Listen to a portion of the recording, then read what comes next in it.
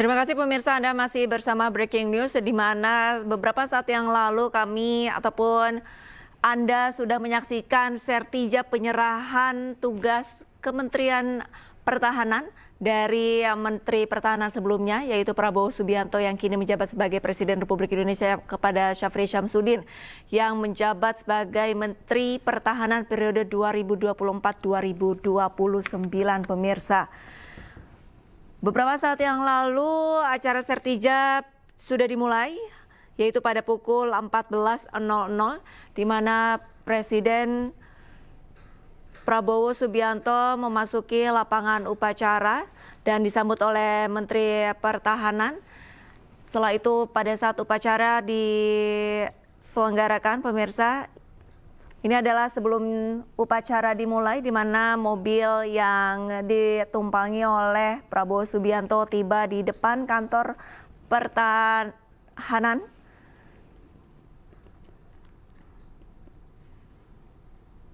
Presiden Prabowo didampingi oleh Sekretaris Kabinet, yaitu Mayor Teddy, ini terlihat, dan disambut oleh Menteri Pertahanan Syafri Syamsuddin, pemirsa.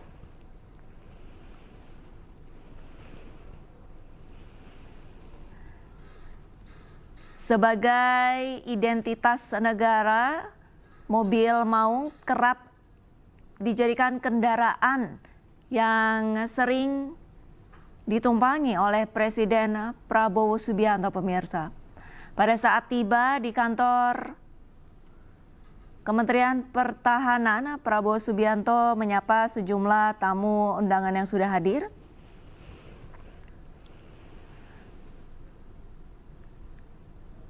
Sebelum duduk di kursi dan berada di mimbar, Prabowo Subianto terlebih dahulu menyapa sejumlah tamu, baik dari Kabinet Indonesia Maju ataupun sejumlah kementerian ataupun sejumlah menteri dari Kabinet Merah Putih, pemirsa. Itu yang di Merdeka Barat, silakan ke arah selatan aja. Lawan arus aja nggak apa-apa. Di Bandung duanya. Sejumlah tokoh baik dari Kabinet Indonesia Maju dan juga Kabinet Merah Putih hadir menjadi tamu undangan di acara sertijab Menteri Pertahanan Republik Indonesia siang hari ini. Beberapa saat yang lalu terlihat Amran Sulaiman juga ada. Oleh tim pemerintahan Pak Prabowo. Saya kira banyak lah. Jadi sosok Pak Syafri itu sosok yang tepat ya untuk melanjutkan. Sosoknya seperti apa Pak Syafri? Pastilah dipilih oleh Presiden itu pasti memenuhi syarat minimal yang dibutuhkan. Untuk kedepannya hubungan sipil militer menurut Pak Mahfud baiknya seperti apa sih Pak? Menurut saya sipil militer ya tidak perlu dipertentangkan karena itu ada fungsi masing-masing ya. Militer punya fungsi sendiri untuk pertahanan keutuhan ideologi negara kita, sedangkan sipil itu juga sama tetapi dari sudut-sudut yang lain. Pak Mahfud, kekhawatiran soal dui fungsi di masyarakat itu perlu dikhawatirkan nggak Pak? Kekhawatiran dui fungsi di masyarakat dan ke depan. Kalau saya sih tidak pernah berpikir itu ya. Sebelum belum melihat gambaran daruratnya itu. Tapi kan sudah ada Pak bahwa ajudan prajurit TNI aktif yang sekarang dijadikan melempati jabatan sipil sebagai sekretaris kabinet. Oh, sejak dulu banyak. Kan ada beberapa di undang-undang itu kan memang dibolehkan ya. Tapi untuk Seskap tidak ada Pak untuk undang-undang. Oh ya mungkin baru pertama ya. Enggak tahu, nanti kan ada. Itu biarkan bekerja dulu menurut saya. Pemerintah ini dan saya kira Pak Prabowo mampu menghandle ini dengan baik. Postingan Instagram itu gimana Pak? Apa itu? Surat menteri Pak. Saya tidak tahu apakah itu betul. Tapi kalau betul, makanya saya bilang kalau benar itu salah, melanggar etika birokrasi juga. Ya mudah-mudahan nanti segera diklarifikasi, kan tidak boleh ya urusan pribadi, urusan tahlilan, urusan syukuran gitu lalu menggunakan kop dan stempel menteri. Karena itu berarti lalu menjadi tugas kementerian. Nanti kita tunggu aja lah ininya. Tapi kalau itu terjadi, mudah-mudahan tidak terjadi lagi. Terkait dengan pernyataan Pak Yusril yang terkait pernyataan Pak Yusril menyatakan bahwa peristiwa 98 bulan termasuk pelanggaran HAM berat di zaman Pak Mahfud memimpin tim untuk memberikan rekomendasi kepada Presiden penyelesaian pelanggaran HAM secara non yudisial. 12 pelanggaran HAM diakui termasuk 98. Itu bagaimana Pak Mahfud? Gini, yang menurut undang-undang ya, menurut TAP MPR, pelanggaran HAM berat itu harus diselidiki. Sesudah diselidiki ada 18 pelanggaran HAM berat. 5 sudah diadili. Ya, tapi 34 tersangkanya itu bebas semua.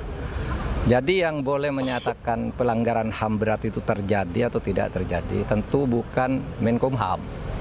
Yang boleh mengatakan itu hanya Komnas HAM menurut undang-undang. Nah, kalau Komnas HAM keliru dalam menyimpulkan itu nanti perlu dikomunikasikan dengan Komnas HAM. Oleh sebab itu waktu saya dulu, karena menurut undang-undang yang menentukan pelanggaran HAM berat itu adalah Komnas HAM, maka apa yang ditetapkan oleh Komnas HAM kita laksanakan. Seperti yang 12 yang sudah diakui oleh Presiden dan diapresiasi oleh PBB.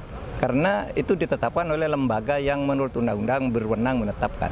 Sebaliknya yang dipaksakan disuruh jadikan pelanggaran HAM berat, padahal menurut Komnas HAM tidak, itu saya Menko Polhukam menganggap tidak ada. Misalnya kasus KM 50, ya kan itu didesakkan oleh Pak Amin Rais dan sebagainya supaya itu ditetapkan pelanggaran HAM berat. Saya bilang ya bilang dong Komnas HAM. Kalau Komnas HAM bilang begitu kita laksanakan.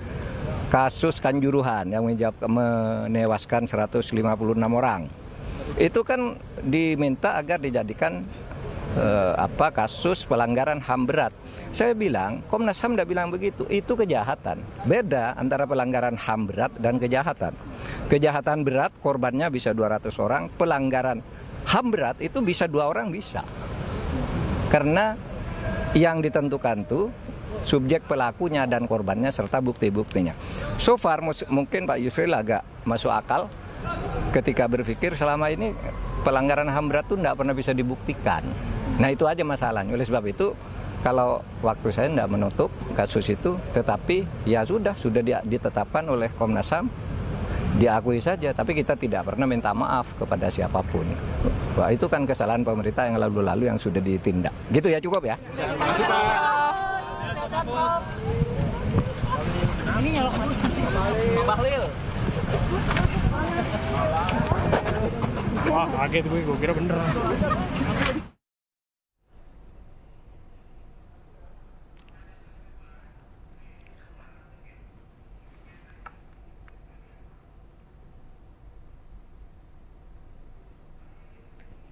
Ya pemirsa, sama-sama tadi kita sudah saksikan keterangan dari Mahfud MD, Menko Polhukam periode 2019-2024 pemirsa.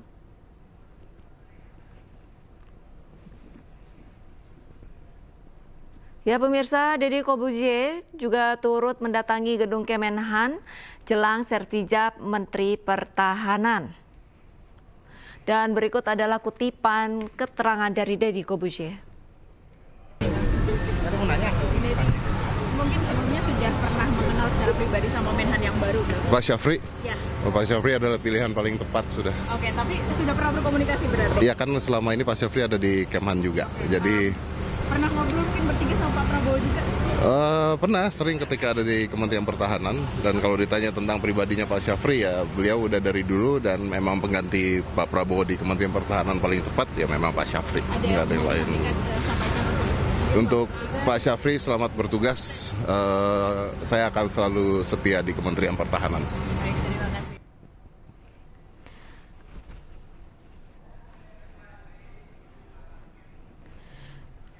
Ya pemirsa, Deddy Corbuzier sendiri merupakan selebriti yang diemban ataupun yang menerima pangkat Letnan Kolonel tituler dari Menteri Pertahanan Prabowo Subianto pada tahun 2022.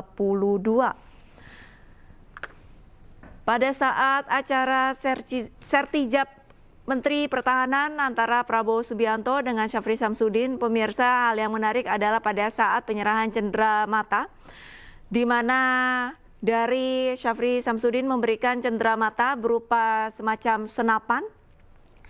Sisi sebelah kanan ada sebuah tombol dan pada saat Prabowo Subianto menekan tombol tersebut, figura raksasa yang dibawa oleh mobil yang berada di depan ini tiba-tiba berubah menjadi sebuah kolase foto di mana memperlihatkan sosok dari Prabowo Subianto mengendarai mobil maung dan di bawahnya terdapat sejumlah pasukan TNI Polri yang tengah memberikan hormat kepada Prabowo Subianto.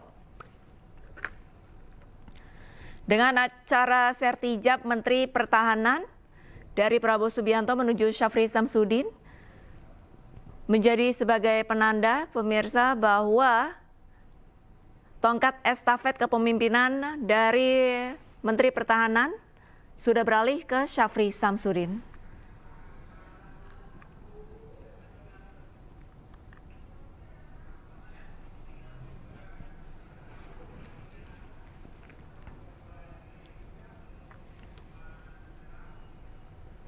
Ya pemirsa, demikian breaking news serah terima jabatan Menteri Pertahanan dari Prabowo Subianto ke Syafri Samsudin. Saya Arlisa Hadi pamit undur diri, terima kasih, sampai jumpa.